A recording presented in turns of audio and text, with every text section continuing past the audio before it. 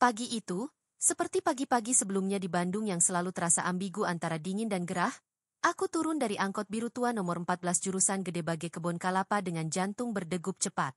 Jam tanganku, yang kacanya sedikit buram karena goresan-goresan kecil bekas kerja serabutan, menunjukkan pukul 7.45. Interview dijadwalkan pukul 8.30. Waktu yang secara teknis masih cukup, tapi bagiku terasa seperti bom waktu yang setiap detiknya bisa meledakkan harapan. Aku berdiri di tepi perempatan Pasar Baru, hiruk-pikuk kendaraan dan orang-orang berlalu lalang mengurungku dalam riuh yang membuat napas tercekat. Aku menatap gedung tinggi di kejauhan, menjulang seperti puncak impian yang selama ini ku kejar. Gedung itu adalah tempat PT Loka Cipta Raya, perusahaan yang begitu terkenal karena budaya profesionalnya dan fasilitas kerja yang katanya setara dengan kantor multinasional. Aku menggenggam erat map plastik biru berisi CV, fotokopi ijazah, dan surat rekomendasi dosen yang sudah mulai lecek karena terlalu sering dibawa kemana-mana. Jaket kain abu-abu yang kupakai mulai terasa lembab, sementara kemeja putih yang kusematkan rapi malam sebelumnya sudah menampakkan lipatan-lipatan tak sempurna karena terdorong-dorong oleh desakan tubuh-tubuh asing di dalam angkot. Aku mencoba menenangkan diri. Tenang, Rio, ini belum terlambat. Masih ada waktu, bisikku sendiri sambil menarik napas panjang. Lalu mulai berjalan cepat melewati deretan kios penjual aksesoris dan karpet murah yang baru saja membuka tirai gulungnya. Sebelum lanjut ceritanya, jangan lupa teman-teman untuk menekan tombol like, komen, dan subscribe oke. Jalan menuju gedung PT Loka Cipta Raya bukan jalan yang asing bagiku. Aku pernah melewatinya beberapa kali saat mengantar pesanan galon air sewaktu kuliah dulu. Namun hari ini, jalannya terasa berbeda. Bukan karena kondisi trotoarnya berubah, tapi karena tekanannya. Setiap langkahku terasa seperti menginjak lapisan harapan yang sangat rapuh. Bisa pecah kapan saja. Aku berjalan dengan langkah cepat tapi hati-hati. Takut sepatu pantofel pinjaman dari teman kosku yang ukurannya setengah nomor lebih kecil itu malah membuatku tergelincir di batu trotoar. Bandung pagi itu tidak menunjukkan belas kasih. Matahari naik lebih cepat dari biasanya. Bayangan tubuhku menyusut di antara mobil-mobil parkir dan sepeda motor yang berbaris semrawut di pinggir jalan. Wajah-wajah orang yang kutemui semuanya sibuk. Sebagian mengunyah sarapan sambil berjalan, sebagian mengernyit karena telat masuk kantor. Di antara semua kesibukan itu, aku mencoba tetap fokus pada tujuan. Gedung tinggi dengan kaca biru kehijauan yang memantulkan cahaya pagi seperti simbol keberhasilan. Tapi sesaat sebelum menyeberang ke jalan utama, aku memperlambat langkah karena ada sesuatu yang menarik perhatianku. Sebuah pemandangan yang di mata orang lain mungkin sepele, tapi entah mengapa membuat langkahku berhenti sepenuhnya. Di pojok sebuah toko mainan yang masih tutup, di bawah kanopi yang berdebu, duduk seorang wanita tua di kursi roda. Wajahnya tertunduk, rambutnya sudah sepenuhnya putih, dan tubuhnya nyaris tak bergerak. Aku tidak bisa melihat jelas ekspresinya, karena sebagian wajahnya tertutup kerudung tipis berwarna gading yang tertiup angin pagi. Tapi dari posisi tubuhnya yang miring dan tangan kirinya yang menjuntai lemas ke bawah, aku tahu ada yang tidak beres. Beberapa orang terlihat menoleh, bahkan ada dua orang pria berseragam kantor yang sempat melambatkan langkahnya, tapi kemudian malah melaju pergi. Seorang wanita parubaya yang membawa dua anak kecil menarik tangan anaknya menjauh sambil berkata pelan, "Jangan dekat-dekat, enggak tahu sakit apa." Aku terdiam. Jantungku berdetak makin cepat. Kali ini bukan karena gugup soal interview, tapi karena naluri kemanusiaan yang mulai membuncah. Aku maju selangkah demi selangkah, perlahan seperti takut mengejutkan. Begitu aku berada cukup dekat, aku jongkok di hadapan nenek itu. Nafasnya tidak teratur, matanya setengah terbuka, dan keringat dingin tampak menetes di pelipisnya. Aku menyentuh tangannya. Dingin. Sangat dingin. "Bu, bisa dengar saya?" Tanyaku dengan suara lirih. Tak ada reaksi. Aku mulai panik. Pandanganku berkeliling, berharap ada petugas keamanan atau minimal tukang parkir yang bisa membantu. Tapi tak satu pun yang mendekat. Orang-orang hanya menonton dari kejauhan, seperti menyaksikan adegan dalam sinetron murahan. Aku berdiri, melambaikan tangan ke sebuah mobil polisi yang lewat, tapi mobil itu melaju begitu saja. Beberapa detik terasa seperti jam. Di kepala, dua hal bertabrakan hebat. Satu, panggilan interview yang tinggal sebentar lagi dan mungkin tak bisa diulang seumur hidup. Dua, seorang manusia yang mungkin dalam ambang kematian dan tidak punya siapa-siapa di dekatnya. Aku mengepalkan tangan, mencoba mengambil keputusan dengan cepat. Ya Allah, tolong beri saya petunjuk, bisikku hampir tanpa suara.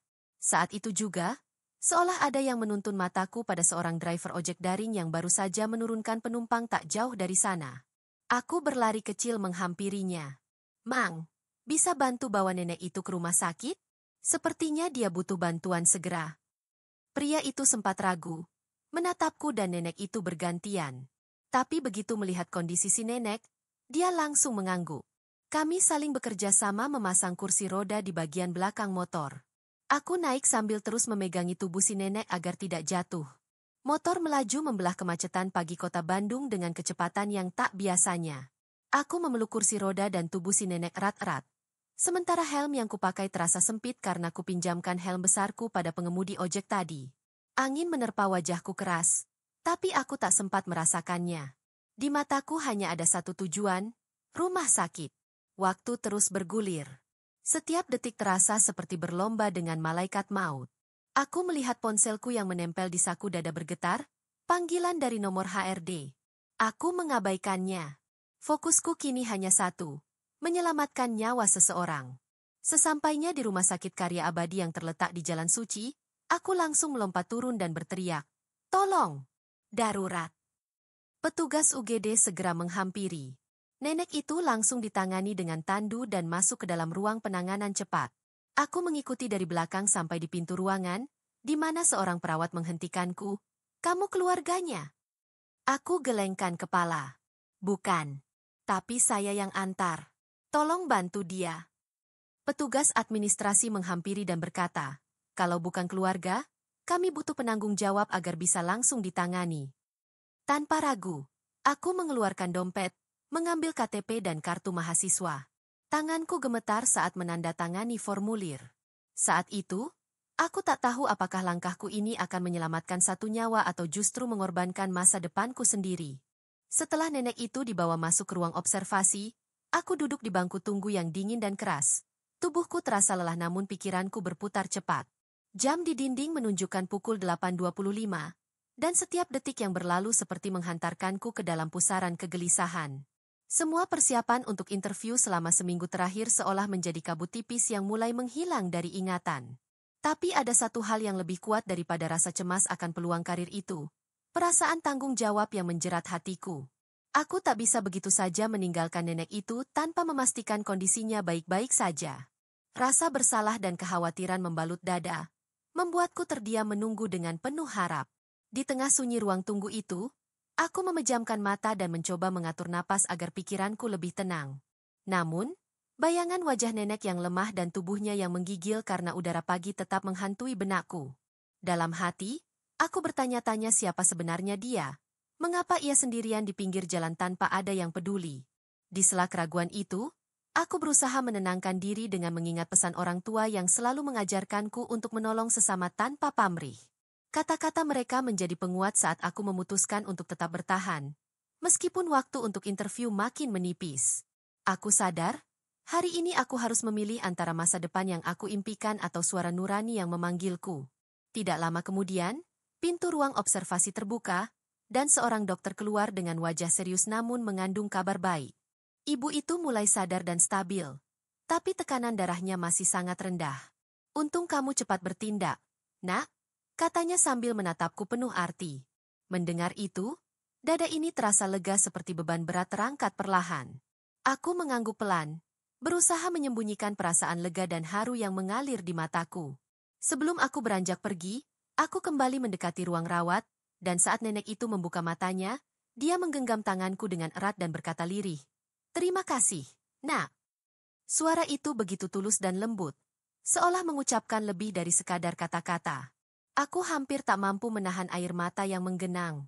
Dengan berat hati, aku bangkit dari kursi, meyakinkan diriku bahwa aku harus segera bergegas menuju tempat interview, meskipun ragu membayangi setiap langkah. Aku keluar dari rumah sakit dan langsung menumpang ojek menuju gedung PT Loka Cipta Raya. Sepanjang perjalanan, pikiran dan perasaan saling bertabrakan, antara harapan yang ingin kupertahankan dan ketakutan kehilangan kesempatan emas. Aku mempertanyakan keputusan yang baru saja kuambil. Apakah aku sudah benar meninggalkan interview demi menolong orang asing itu? Namun, Suara kecil dalam hati menguatkan bahwa pilihan ini tidak akan pernah aku sesali, karena sesungguhnya, menjadi manusia berarti lebih dari sekadar mengejar ambisi diri sendiri. Saat aku sampai di gedung yang megah itu, waktu sudah menunjukkan pukul 8.53, dan aku langsung masuk ke lobi dengan napas yang tersengal dan wajah yang tampak lusuh karena terburu-buru. Resepsionis di meja depan menatapku dengan tatapan dingin dan berkata singkat, "Maaf, interview sudah dimulai." Aku hanya bisa menunduk dan mengikuti arahannya untuk menunggu konfirmasi dari HRD. Duduk di sofa ruang tunggu yang mewah namun terasa asing, aku merasakan kecil dan rapuh di antara para pelamar lain yang tampak rapi dan percaya diri. Semua usaha dan harapan yang kubawa seolah memudar, tapi di dalam hati aku tetap merasa damai karena sudah memilih untuk melakukan sesuatu yang benar. Sebuah keputusan yang menegaskan bahwa hidup lebih dari sekadar persaingan dan pencapaian pribadi. Namaku Rio, anak dari sebuah desa kecil bernama Banyu Kembar, yang terletak di lereng kaki Gunung Lawu yang megah. Desa kami bukan tempat yang ramai, jauh dari hiruk-pikuk kota besar. Tapi disinilah aku tumbuh dengan pelajaran hidup yang tak ternilai harganya. Ayahku adalah seorang buruh tambang batu yang setiap hari mengangkat beban berat demi sesuap nasi. Wajahnya yang keriput dan tangan yang kasar selalu menjadi pengingat betapa kerasnya perjuangan hidup kami. Ibuku, di sisi lain, adalah wanita tangguh yang berjualan nasi keliling menggunakan sepeda tua yang sudah reyot. Dari mereka, aku belajar arti kejujuran dan kerja keras tanpa henti. Mereka tidak pernah mengeluh walaupun hidup kami serba kekurangan. Mereka selalu mengajarkan bahwa nilai seseorang bukan diukur dari pakaian mahal yang dipakai atau status sosialnya, melainkan dari bagaimana ia memilih bertindak dan berbuat baik pada sesama. Prinsip itu yang aku bawa sampai sekarang. Sejak duduk di bangku sekolah menengah atas, aku selalu berusaha membantu orang tua sebisa mungkin. Aku tidak malu menjadi tukang bersih-bersih warung makan tetangga, atau bahkan mengangkut hasil panen petani sekitar desa. Meski pekerjaan itu sederhana, bagiku itu adalah sebuah kehormatan dan jalan untuk belajar bertanggung jawab. Aku punya mimpi yang sederhana tapi besar. Bisa melanjutkan kuliah, mendapatkan pekerjaan tetap yang layak, dan membangun rumah yang layak untuk orang tua. Mimpiku itu bukan semata-mata untuk diriku sendiri, tapi juga untuk membalas jasa dan perjuangan mereka yang tiada henti.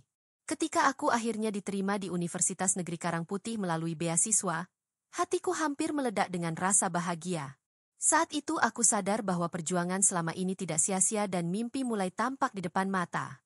Beradaptasi dengan kehidupan di kota Bandung tidaklah mudah. Aku harus pintar membagi waktu antara kuliah dan pekerjaan sambilan.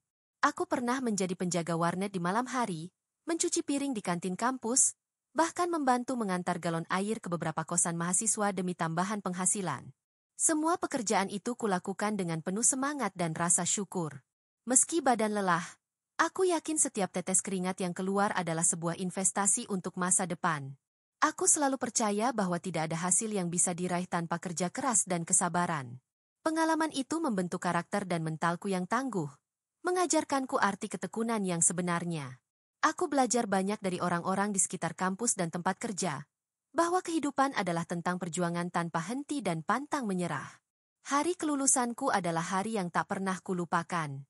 Dengan IPK 3,83, aku berdiri di kamar kos sendirian, air mata mengalir tanpa henti. Orang tuaku hanya bisa menghubungiku lewat telepon karena ongkos pulang ke Bandung terlalu mahal. Namun, dalam suara mereka yang penuh haru, aku mendengar kebanggaan yang tulus. Mereka berkata, "Kami bangga padamu, Nak." Kata-kata itu seperti bahan bakar yang membakar semangatku untuk melangkah lebih jauh. Aku sadar bahwa perjuanganku belum selesai. Mencari pekerjaan bukanlah hal mudah, apalagi dengan latar belakang keluarga sederhana dan tanpa koneksi. Puluhan lamaran dan penolakan datang bertubi-tubi, membuatku sering merasa putus asa. Tapi tekadku untuk membahagiakan mereka dan mewujudkan mimpi tak pernah pudar. Hingga suatu hari, sebuah undangan interview dari PT Loka Cipta Raya datang menghampiri. Harapan kembali muncul dalam dadaku yang sempat rapuh. Aku mempersiapkan diri sebaik mungkin, belajar dari pengalaman wawancara sebelumnya, berdoa agar kali ini aku bisa menunjukkan yang terbaik. Namun, pagi itu segalanya berubah hanya karena satu keputusan kecil yang tidak pernah kurencanakan. Membantu seorang wanita tua yang tergeletak lemah di trotoar, meninggalkan peluang besar yang mungkin tidak akan datang lagi. Sekarang aku duduk di sini, menunggu keputusan yang mungkin tidak akan pernah datang. Tapi aku tahu, Aku tidak akan menyesal.